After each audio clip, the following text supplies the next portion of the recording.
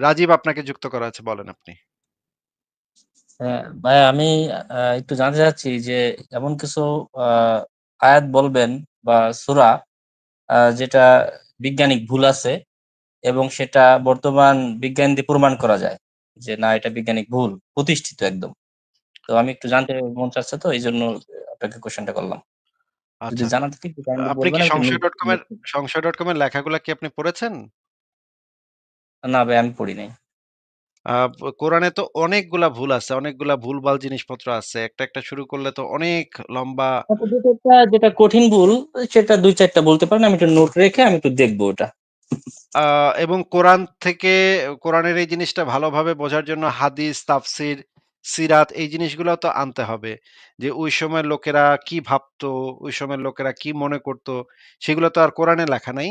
সেগুলা লেখা আছে মনে করেন সিরাতে বা হাদিসের ভিতরে। তখন ওইখান থেকে বোঝা যায় যে আসলে এই আয়াতটা দ্বারা আসলে কি বোঝানো হয়েছে, ওই সময়ের মানুষরা কি বুঝেছে, সেটা হাদিস থেকে, সিরাত থেকে, তাফসির থেকে বোঝা যায়। এগুলা কি আপনি আ আ আচ্ছা, কোরআনের আমি আয়াত তাফসীর বুঝতে পারবো। কোরআনের আপস আয়াত ব্যাখ্যা করতে যে হাদিস দরকার হয় এবং তাফসীর দরকার হয়, এটা কি আপনি জানেন? জি জি জি জি, এটা জানি। আচ্ছা, তাহলে ১ম এ একটাই দেখাই। বেশি দেখাইতে তো ভাই পারব না। অনেক লম্বা লিস্ট আছে। যেটা এটা একদম একটা সোজা। কত নম্বর সূরা, কত নম্বর আয়াত, এটা একটু বলবেন। আ যেমন ধরেন, কোরআনে আউল পদ্ধতির নাম শুনেছেন আপনি? না ভাইয়া, আউল পদ্ধতি শুনি নাই। আউল পদ্ধতি হচ্ছে গিয়ে কোরআনে একটা সম্পত্তি ভাগের উত্তরাধিকার, আ যে মানে একজন মানুষ মারা গেলে যে সম্পত্তিটা তার সন্তানদের বা তার স্ত্রীদেরকে দেয়া হয়। মানে আ উত্তরাধিকার আইন। সেই আইন বিষয়ে কোরআনে যেটা বলা আছে সেটা আপনি জানেন? সূরা নিসার ১১-১২। হ্যাঁ হ্যাঁ, ওই যে সম্পত্তিগুলো বন্টন কিভাবে করতে হবে, এই তো। সম্পত্তি যে বন্টন করতে হবে, এই সম্পত্তি বন্টনের সময় যেই জিনিসটা করতে হয়, একটা সাধারণ মানে ক্লাস 5 এর ছাত্র যদি সে আ মানে ম্যাথমেটিক্স এ ভালো হয় তাহলে সে এই জিনিসটা বুঝবে যে সবসময় আপনার যোগফল ১ হইতে হবে, তাই না? জি আ মানে হচ্ছে কি, মনে করেন আপনাকে আমি বললাম যে একটা পিজ্জা ভাগ করলাম। আ পিজ্জার উদাহরণটা দিয়ে আমি আপনাকে বোঝাই, দেখি আপনি বোঝেন কিনা। আ জি আমি পিজ্জাটার ছবিটা সামনে আনছি, তাহলে আপনি আরো ভালোভাবে বুঝতে পারবেন। এটা একটা পিজ্জা, তাই না? জি এই পিজ্জাটাকে আপনি ৮ ভাগ করতে পারেন, ৪ ভাগ করতে পারেন, ২ ভাগ করতে পারেন, পুরাটা একসাথেও রাখতে পারেন। এবং আপনি যদি এইভাবে ভাগ করেন তাহলে আপনি এইটা সর্বোচ্চ কয়জন মানুষের ভিতরে ভাগ করে দিতে পারবেন? ৮ জন মানুষের ভিতরে, তাই না? জি। এখন এই ভাগটা হবে এরকম 1/8 প্লাস 1/8 প্লাস 1/8 প্লাস 1, এগুলা ৮ বার যুক্ত করলে এটা টোটালটা ১ হইতে হবে। তাই না? 30 সেকেন্ডের কথা শোনা যায় নাই, মানে বুঝতে পারি নাই, কথা ক্লিয়ার আসি নাই। আচ্ছা, আমি যেটা বলছি যে এইটা যদি আপনি ৮ জনের ভিতরে ভাগ করে দেন, প্রত্যেকে পাবে ৮ ভাগের ১ ভাগ অংশ। এইভাবে ৮ জনের ভিতরে ভাগ করে দিতে পারবেন এবং টোটালটা অবশ্যই ১ হইতে হবে, নাকি? জি এখন যদি আমি এইভাবে ভাগ করি যে আ ৯ জনের ভিতরে যদি আমি ভাগ করি এই জিনিসটা এবং ১/৮ করে যদি একেকজনকে দেই, কিন্তু মানুষ আছে ৯ জন। এই যে ভাগটা এইরকমই আছে কিন্তু মানুষ আছে ৯ জন। ঠিক আছে? মনে হুম। করেন আপনার বাসায় মানে ৯ টা বাচ্চা আসছে। আপনি এভাবে ভাগ করছেন। 1/8 এই হিসেবে ভাগ করছেন। শেষে একজন তো খাইতে পারবে না, তাই না? জি, না সে তো একজন তো ভাগে পায় না। একজন শেষে ভাগ পাবে না। যদি আপনি 1/8 করে দেন তাহলে একজন ভাগে পাবে না। এবং যদি মনে করেন আপনার বাসায় ৪ জন বাচ্চা আছে, ৪ জন বাচ্চাকে কিন্তু আপনি খুব সুন্দর ডিস্ট্রিবিউট করতে পারবেন। একেকজনকে ২ ভাগ করে দিবেন। এই ৮ 1/8 যেটা সেটা ২ টা পিস করে দিবেন, তাই না? জি, যদি ৫ জন থাকে তখন আপনি কি করবেন ভাই? যদি ৫ জন থাকে হ্যাঁ, তাহলে ৫ ওটা জন আবার থাকলে ভাগ করতে হবে। ৫ জন থাকলে যদি প্রত্যেকে আপনি ২ টা পিস করে দেন, তাহলে কি হবে বলেন তাহলে তো? তো কম পড়ে যাবে। একজনের কম পড়ে যাবে, তাই না? একজন খাইতে জি পারবে না। যদি আপনি ২ পিস করে একেকজনকে দেন। এই ভুলটা কোরআনের ভিতরে আছে। সূরা নিসার একটু আ আমাকে বলবেন আয়াত কত নাম্বার সূরা? কত নাম্বার আয়াত? সূরা নিসার ১১ এবং ১২ নম্বর আয়াত। এই আয়াতটা যখন কোরআনে নাজিল হয় তখন আ প্রাথমিক দিকে কোনো সমস্যা হয় নাই। সম্পত্তি ভাগ-বাটোয়ারা হচ্ছিল। কোরআনের আয়াত ধরেই সম্পত্তির ভাগ-বাটোয়ারা হচ্ছিল। কিন্তু কিছু, কিছু এটা হলো ঘটনা ঘটলো ম্যাথমেটিক্যালি ভুল। তাই তো? হ্যাঁ, ম্যাথমেটিক্যালি ভুল। এটা হ্যাঁ, সূরা নিসা ১১, হ্যাঁ, সূরা নিসা ১১ নাম্বার থেকে ১২ নাম্বার আয়াত ম্যাথমেটিক্যালি ভুল। আচ্ছা ঠিক আছে, এটা আমি ম্যাথমেটিক্যাল ভুল। দেখে নিব। ম্যাথমেটিক্যালি ভুল জি। একটু বলে নেই, একটু শুনে নেন। তো এই ১ম দিকে কোনো সমস্যা হচ্ছিল না। কিন্তু মানে ওমরের আমলে এমন কিছু ঘটনা ঘটলো, যেই ঘটনার ক্ষেত্রে কোরআনের এই আয়াতগুলাকে ফলো করলে দেখা যাচ্ছে যে শেষে একজনকে দেয়া যাচ্ছে না। কারণ যোগফলটা হয়ে যাচ্ছে, এই যে দেখেন যোগফলটা হয়ে যাচ্ছে, সে যদি ৳১০০ রেখে মারা গেছে আবুল সাহেব, কিন্তু যোগফলটা মানে সম্পত্তি ভাগের সময় দেখা যাচ্ছে কোরআনের আয়াত ফলো করে সম্পত্তি ভাগ করে দেখা যাচ্ছে যে ৳১১.৫০ প্রয়োজন হয় প্রত্যেক ভাগীদারকে দেয়ার জন্য। মানে শেষে গিয়ে স্ত্রী আর কোনো টাকা পায় না। তার জন্য আর কোনো টাকা থাকে না। এই রকমের আবার যদি আরেকটা কেস আছে যে এই কেসেও আ মানে শেষে যে থাকবে সে কোনো টাকা পাবে না। আ যত টাকা রেখে গেছে তার থেকে হুম, বেশি হয়ে যায়। ভাগের অংশটা তখন। এই কারণে ওমরের আমলে নতুন একটা পদ্ধতি উদ্ভাবন করা হইলো যেটাকে বলা হয় আউল নীতি। যেটা ওমর উদ্ভাবন করছে হুম, হুম। এবং যেইটা কোরআনের আয়াতটাকে ভায়োলেট করে। মানে আউল নীতিতে যেই পদ্ধতিটা বলা আছে সেই পদ্ধতিটা দিয়ে ভাগ করলে দেখা যায় কোরআনের আয়াতটা ফুলফিল হচ্ছে না। কোরআনের আয়াতটা মানা যাচ্ছে না। এখন আচ্ছা। মুসলমানদের ২ ভাগ হয়ে গেল। ১ ভাগ দাবি করল যে কোরআনে যেভাবে আছে কেউ পাউক কি না পাউক আমাদের কোরআনের আয়াতই মানতে হবে। আরেক ভাগ বলল যে না, কোরআনের আয়াত দ্বারা তো ঠিকভাবে ডিস্ট্রিবিউশন হচ্ছে না। এই কারণে খলিফা ওমর যেটা নির্ধারণ করছে সেইভাবে ভাগ করতে হবে। সেইভাবে ভাগ করলে আবার ঠিকঠাকভাবে মিলা যায়। এটা মানে ওকে। ইনফেক্ট যেভাবে ভাগ হুম, করছে সেটা দিয়ে আসলে সব গণিতই মিলানো যায়। এটা সবকিছুই মিলানো যায় এটা দিয়া। এটাতে কোনো জীবনে কোনো জিনিস কোনো সমস্যা হবে না। যাক ইচ্ছা সেইটাই মিলানো যায় এটা দিয়া। তো তাহলে তো ওমর যে এই জিনিসটাকে সংশোধন করছে, এইটাই তো প্রমাণ করে যে কোরআনের আয়াতে প্রবলেম ছিল। কোরআনের আয়াত যিনি লিখছে সে এই জিনিসগুলা তার মাথায় ছিল না যে এই ধরনের ঘটনা ঘটতে পারে। কিছু, কিছু ক্ষেত্রে ওইটা ১ এর থেকে বেশি হয়ে যেতে পারে। এই জিনিসটা ওমরের ঠিক করা লাগছে। যদি এটা ওমরের ঠিক করা লেগে থাকে, এটা ইসলামের ইতিহাসে খুব স্পষ্টভাবে বলা আছে যে ওমর এটার আবার ঠিক করছে। তাহলে ওমর যদি এটা ঠিকই কইরা থাকে, এই ওমরই তো প্রমাণ করে দিছে। আমাদের তো আর প্রমাণ করার দরকার নেই। ওমরই ঠিক করে এই গাণিতিক সমস্যাটার সমাধানটা কইরা ওমর প্রমাণ করে দিছে যে কোরআনের ভিতরে ভুল আছে ভাই। এইটা আমাদের আর এক্সট্রা কিছু করতে হচ্ছে না। এবার হুম। বলেন। না ঠিক আছে, বুঝতে পারছি। এখন ওমর যে ওটা প্রমাণ করে দিছে, কোথায় লিখছে এই বিষয়ে আমি আপনার সাথে পরে আবার কথা বলব। না, না জাস্ট পরে, যতটুকু পরে জানতে কথা চাচ্ছি না ভাই। এটা নিয়ে। পরে কথা না ভাই। আমরা এই যে সরাসরি আমরা যেটা বলি সেটা সরাসরি আমরা দেখে নেই। যে আপনার যদি কোন প্রশ্ন থাকে আপনি সাথে, সাথে জিজ্ঞেস করবেন। আমি সাথে, সাথে সেখানে সেটা বের করে দেখাবো। আমরা যে কয়টা দাবি করি প্রত্যেকটা জিনিস আমরা রেফারেন্স বের করে বসে থাকি। আ আ মানে এই লেখাটা আপনি পড়বেন সংশয়.com এ ঢুকে আউল পদ্ধতি কোরআনে উত্তরাধিকার আইনে ভুল। আমরা এখানে দেখি যে সংশয়.com, আ সংশয়.com আউল পদ্ধতি, এই তো? আউল পদ্ধতি। হ্যাঁ। আমরা এখানে দেখি এই যে দেখেন আ al-islam.org ওয়েবসাইটে যে জিনিসটা লেখা আছে, "The four scholars argue in favor of the validity of awl and the reduction of all the" এই যে আউল জিনিসটা হচ্ছে ওমরের প্রবর্তিত। ঠিক আছে? এখানে দেখেন জি, জি। আ the om a a woman who died during the reign of second Khalifa Omar leaving behind a husband and two sisters এইখানে যে এই ঘটনাটা ঘটছিল, এই ঘটনাটা ঘটার ফলে সেকেন্ড খলিফা ওমর এই আউল নীতিটার প্রবর্তন করছিল। এই আউল নীতিটা কোরআনের আয়াতটাকে ভায়োলেট করে ফেলে এবং ইবনে আব্বাস এটার প্রতিবাদ করছিল, বিরোধিতা করছিল যে তুমি কিভাবে কোরআনে যেভাবে বলা আছে সেটা কিভাবে তুমি পাল্টায় দাও। সেটার থেকে আলাদা তুমি কিভাবে করো? এবং এই যে দেখেন এইখানে যদি আপনি পুরা জিনিসটা এখান থেকে পড়েন, এখানে পুরা জিনিসটা আছে। এটা যদি আপনারা বঙ্গানুবাদ করি, বঙ্গানুবাদ করলে যে জিনিসটা পাওয়া যায়, দেখেন এখানে বলা আছে ৪ টি সুন্নি মাযহাব আউল পদ্ধতির পক্ষে যুক্তি প্রদান করেন, যেখানে দ্বিতীয় খলিফা ওমর শাসনকালে এক মহিলার মৃত্যু হয়, যিনি স্বামী ও ২ বোন রেখে যান। খলিফা সাহাবীদের একত্রিত করে বললেন, "আল্লাহ স্বামীর জন্য এক অর্ধাংশ ইত্যাদি নির্ধারণ করেছেন।" কিছু কিছু সাহাবী পরামর্শ দিলেন আউল পদ্ধতি অনুসরণ করার, যেখানে সমস্ত অংশ সমানভাবে কমানো হবে। ইবনে আব্বাস কঠোরভাবে এর বিরোধিতা করলেন।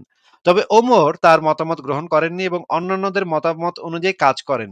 তিনি উত্তরাধিকারীদের বললেন, "আমি তার চেয়ে ভালো কোনো উপায় দেখি না যাতে তোমাদের অংশ অনুযায়ী সম্পদ বন্টন করা হয়।" তাই ওমর প্রথম ব্যক্তি ছিলেন যিনি আউল প্রয়োগ করেন এবং ৪ টি সুন্নি মাযহাব তার অনুসরণ করেন। মানে এই যে ৪ মাযহাব, যে হানাফি, মালিকি, শাফি, আহমদ ইবনে হাম্বলের যে মাযহাব, আমি এই এবার ৪ টা মাযহাব আছে। বিশ্বাস করি না ভাই। আমি কিন্তু এবার মাযহাব বিশ্বাস করি না। আপনি মাযহাব বিশ্বাস আমি করেন নাকি করেন না সেটা এই ক্ষেত্রে কোনো প্রভাব বিস্তার করছে না ভাই। আমাদের আলোচনার ক্ষেত্রে কোনো আচ্ছা ঠিক প্রভাব আছে, বিস্তার করছে ঠিক না। আছে। জি, জি। জি, জি। এখানে এর শুধুমাত্র ব্যক্তিগত প্রভাব মতামত। বিস্তার করছে যে ঠিক ৪ আছে? টি সুন্নি মাযহাবই এই আউল পদ্ধতিটাকে অনুসরণ করছে। ঠিক আছে? এবং দেখা জি, জি। যাচ্ছে ইমাম ইবনে তাইমিয়া আবার এই আউলের অগ্রহণযোগ্যতার পক্ষে যুক্তি প্রদান করেন। তারা বলেন, না, এটা সরি, ইমামিয়া ইমাম ইবনে তাইমিয়া না। ইমামিয়া আউলের অগ্রহণযোগ্য, আল্লাহ কখনো এমন পরিস্থিতি সৃষ্টি করতে পারেন না। এইটা আবার কিছু লোক আবার বলছে যে এইটা এরকম ঘটনা ঘটতে পারে না।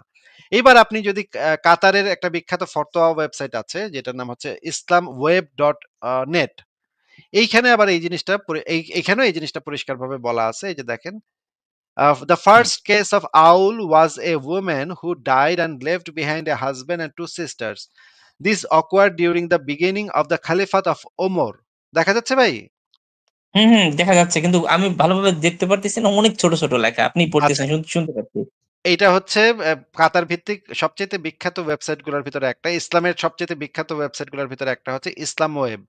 এই ওয়েবসাইটে এই ফতোয়াটা দেয়া আছে। পরিষ্কারভাবে বলা আছে যে এই ওমরের আমলে এই ঘটনাটা ঘটছিল এবং এটার বঙ্গানুবাদও এই সংশয়.com এ দেয়া আছে। এটা আপনি পড়ে নিয়েন যে আউল প্রথমবার খলিফায়ে রাশিদিন ওমরের শাসনামলে প্রয়োগ করা হয় এবং সে সময় সাহাবীগণ এতে সম্মত হন। তবে ইবনে আব্বাস ওমরের মৃত্যুর পর ভিন্ন মত পোষণ করেন, যা পরে বিলুপ্ত হয়ে যায়। দেখা যাচ্ছে আচ্ছা। ভাই? ওকে, ওকে। জি ভাই, দেখা যাচ্ছে।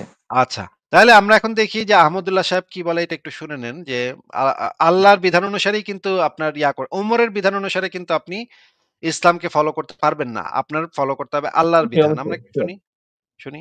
শিওর। আল্লাহ রাব্বুল আলামিন আমাদের জন্য যে সমস্ত বিষয়গুলোকে ফরজ করেছেন, এর মধ্যে একটা হলো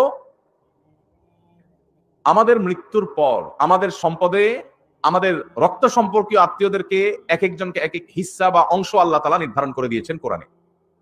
জানেন তো আপনারা? কোন সূরায় করেছেন? সূরা নিসা। কোরআনের সবচেয়ে বড় আয়াত, সবচেয়ে দীর্ঘ আয়াত। আল্লাহ রাব্বুল আলামিন যে বিষয় বলতে গিয়ে নন স্টপ বলে তারপরে দাড়ি দিয়েছেন, অনেক দূরে গিয়ে পুরো বিষয় বলে শেষ করে তারপর দাড়ি দিয়েছেন। সেই সবচেয়ে দীর্ঘ আয়াত কোরআনে যে বিষয়টার উপরে, সে বিষয়টা কিন্তু নামাজের বিষয় না, সেটা রোজার বিষয় না, সেটা জাকাতের বিষয়ও না। সেটা কোন বিষয়? পরিত্যক্ত সম্পত্তির বন্টনের বিষয়। মা বাবা, স্বামী স্ত্রী, ভাই বোন, কারণ মৃত্যুর পর তার সম্পদে কার কি হক আছে, কে কতটুকু পাবে, এই বিষয়ে আল্লাহ তাআলা বর্ণনা করেছেন। বর্ণনা করে আল্লাহ তাআলা বলেছেন, ফরিদাতাম মিনাল্লাহ, তোমাদের রেখে যাওয়া সম্পদে কার কতটুকু ভাগ আছে না আছে, এই সব বন্টন আল্লাহ তাআলা করে দিয়েছেন। কে করে দিয়েছেন? আল্লাহ বলেছেন ফরিদাতুম মিনাল্লাহ, এটা আল্লাহর বন্টন, আল্লাহর নির্ধারণ, আল্লাহর পক্ষ থেকে এটা ফিক্সড করা হয়েছে। আমরা কেউ মনে করতে পারি আল্লাহ বলেছেন অমুকরে এতটুকু দিতে, সে তো আমার কোনো কাজে আসে না, আমার তো বরং তমুক বেশ কাজে আসে, তাহলে তারা একটু বাড়াই দিতে চাই আমি। মানে আল্লাহ যেভাবে দিতে বলেছেন, আমার যুক্তি বুদ্ধি দিয়ে আমি সেটাকে পরিবর্তন করতে চাই, এই যে একটা প্রচেষ্টা আমাদের অনেকের মধ্যে আছে, আল্লাহ রাব্বুল আলামিন সেই সম্পর্কে বলেছেন, আবাউকুম ওয়া আবনাউকুম লা তাদরুনা আইয়ুহুম আকরাবু লাকুম নাফআ, তোমাদের বাপ দাদা, তোমাদের সন্তান সন্ততি, এর ভিতরে কে তোমাদের বেশি কাজে আসবে, বেশি উপকারে আসবে, তোমরা কেউই জানো না। আল্লাহ যা নির্ধারণ করে দিয়েছেন সেটা অনুযায়ী বন্টন করো। তোমার বিবেক বুদ্ধি প্রসূত বন্টন করতে যাবে না। আল্লাহ নির্ধারণ অনুযায়ী দাও, তোমার বুঝে আসুক আর না আসুক। আচ্ছা, আমরা জানতে পারলাম আল্লাহর বিধান অনুসারে বন্টন করতে হবে। তোমার বিধান বুঝে আসুক কি না আসুক সেটা কোনো ব্যাপার না। তোমার গণিতে, তোমার ম্যাথমেটিক্সে এটা হোক, ঠিক হোক নাকি ভুল হোক, এটা দিয়ে কিচ্ছু যায় আসে না। শুধুমাত্র আল্লাহর বিধান অনুসারে সম্পত্তি ভাগ করতে হবে। কিন্তু আল্লাহর বিধান অনুসারে সম্পত্তি ভাগ করতে গেলে তো প্রবলেম হয়।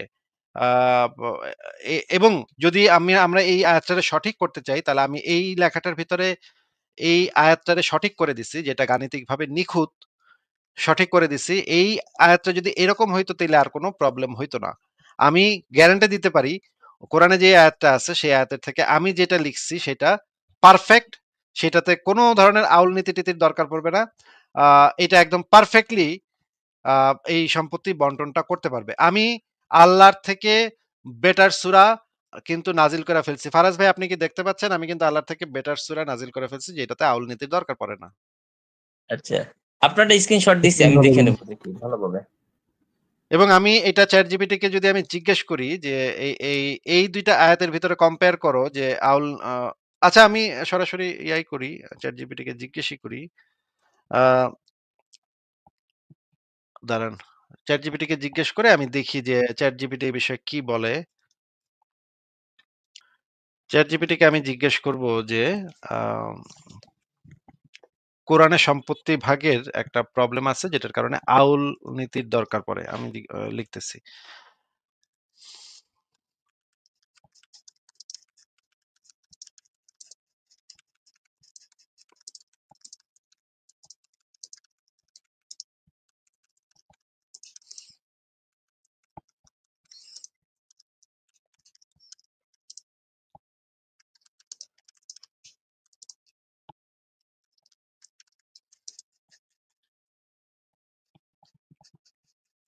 আচ্ছা, আপনারা দেখতে পাচ্ছেন আমি জিজ্ঞেস করলাম যে ১ম এ আমি এই কমান্ডটা দিয়ে নিলাম, কারণ আম আ ChatGPT মাঝে, মাঝেই ধর্মীয় বিষয়ে উত্তর দিতে গেলে একটু প্রবলেম করে। সে ভাবে যে আমার আবার ধর্মীয় অনুভূতিতে আঘাত লাগলো নাকি? এইজন্য এই কোয়েশ্চেনটা করে এই কমান্ডটা দিয়ে নিলাম। শতভাগ নিরপেক্ষ যৌক্তিক উত্তর দিতে হবে। শতভাগ যৌক্তিক নিরপেক্ষ এই উত্তর দিবে সে বলছে। আচ্ছা, এবার আমি দেখি আ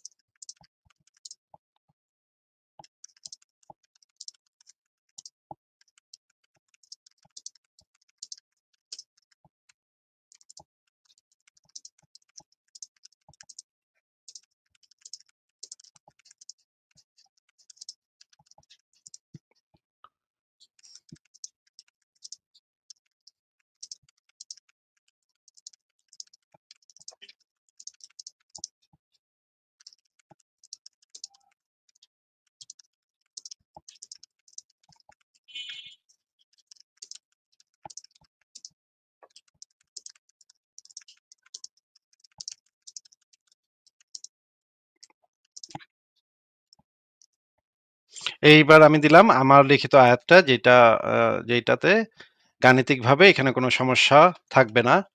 আমি এটা দিলাম।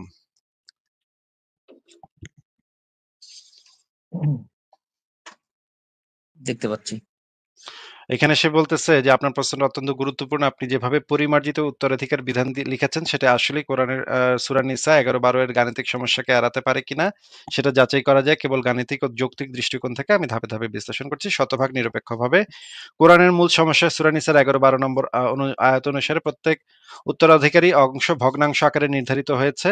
সমস্যা হলো সব ক্ষেত্রে এই ভগ্নাংশগুলো যোগ করলে ১ হয় না। এই যে আমি যেটা বলছিলাম, ইয়া ভাই, আপনি কি মনে পড়ছে যে আমি এটা বলেছিলাম যে ১ হতে হবে?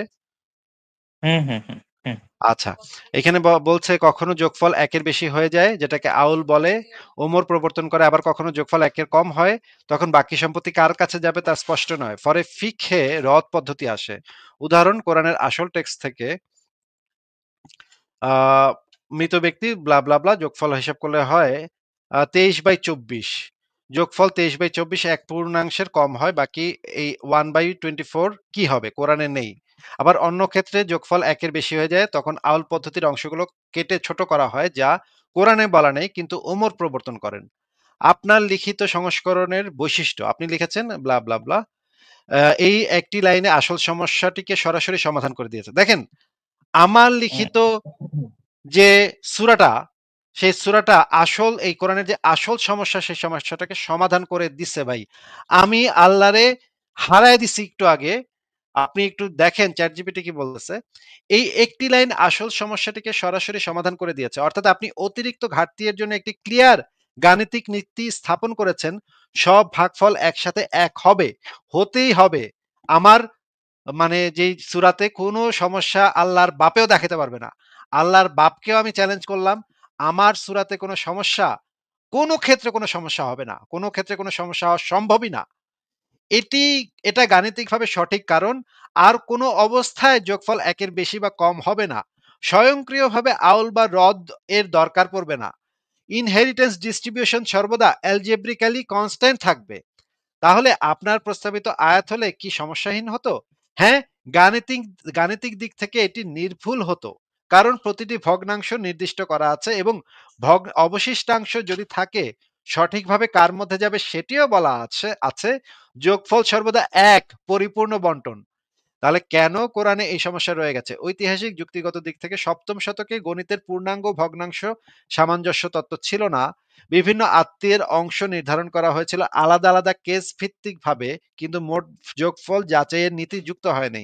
ফলে ফিকাহবিদদের যুগে এসে আউল বা হ্রদের মতো নতুন নীতি তৈরি করতে হয়। উপসংহার: আপনার প্রস্তাবিত আয়াত গাণিতিকভাবে নির্ভুল।